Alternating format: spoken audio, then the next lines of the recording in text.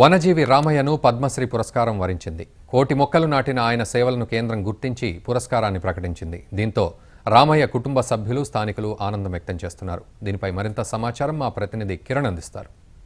వనజీవి రామయ్య దాదాపు కోటి మొక్కలు రోడ్డు పొడుగుదల అందరికీ ఎవరైతే ప్రజలు ఉన్నారో వారికి నేడనిచ్చే ధ్యేయంతో తన వంతు కృషిగా తన 15వ ఏట నుండే మొక్కలు పెంచుతూ వృక్షో రక్షిత రక్షిత అంటూ ప్రపంచానికి ఒక నిలువెత్తు రూపంలో నిలుస్తున్నాడు.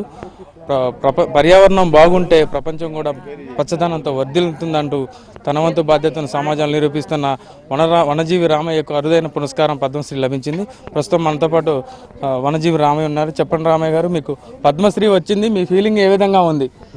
పద్మశ్రీ వచ్చింది కదా, మీ ఫీలింగ్ ఏ విధంగా ఉంది? ప్రజలలో ఇంకా రామయ్యలాగా చేయాలని ఒక ఆలోచన మొలకెత్తిద్దనేది నా యొక్క ఆశాభావం. తనకెళ్ళ కాడ ముక్కుడు గుట్టకి ఇత్తనాలు చల్లుతా ఉంటే మాయామన్నది, నువ్వు ఇక్కడ చల్లుతుంటే ఎవరు చూస్తారా అంటే పైన సూర్యుడు చూస్తాడు, కింద భూదేవి చూస్తుంది, ఎవరో చూడటానికి కాదు నేను చల్లేది. ఈ గుట్ట నిండా చెట్లు ఉండాలనేది నా ఆశ. కింటా సుబాబులు చల్లిన తాళ్ళేసేతాండ నుంచి కుడేళ్ళి కాడికి 15 కిలోమీటర్లు ఇత్తనాలు చల్లిన జనంలో వన సంరక్షణ గురించి స్పృహ కలిగి ఇంకా మొక్కలు నాటుతారు. నాలాగా వనజీవి రామయ్యలు తయారవుతారని నా ఆశాభావం. రామయ్య గారు, మీకు పద్మశ్రీ వచ్చింది, మీరు భవిష్యత్తులో ఏం చేయాలనుకుంటున్నారు? మరి ఏం చేయాలని ఇంకానా ఈ పద్మశ్రీ ద్వారా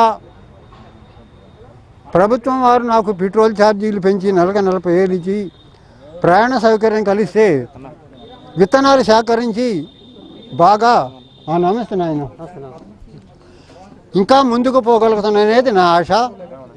ఎందుకంటే విత్తనాలు నా హస్తగతం అయితే నా మాట చెల్తుంది. మొక్కలు ఇవ్వాలి కదా, మొక్కలు నాటమనే కాదు, నేను మొక్క నాటితే నా గుంట నేనే తీసుకోవాలి. ఎవరో గుంట తీస్తే నేను నాటను. ఎందుకంటే మొక్క నాటడం అసలు ఒక జాగింగు, ఒక ఇది పిల్లలు చేస్తా అంటారు ఎక్సర్సైజ్. మొక్క నాటడం ఎక్సర్సైజ్. ఇంటికాడ నేను ముఖం కడిగినా ఒక మొక్క కాడ కడుగుతా. ప్రతి నీటి బొట్టు మొక్కకు పీల్చుకోవాలి, నీటి చుక్కనే ఆదా చేయాలి.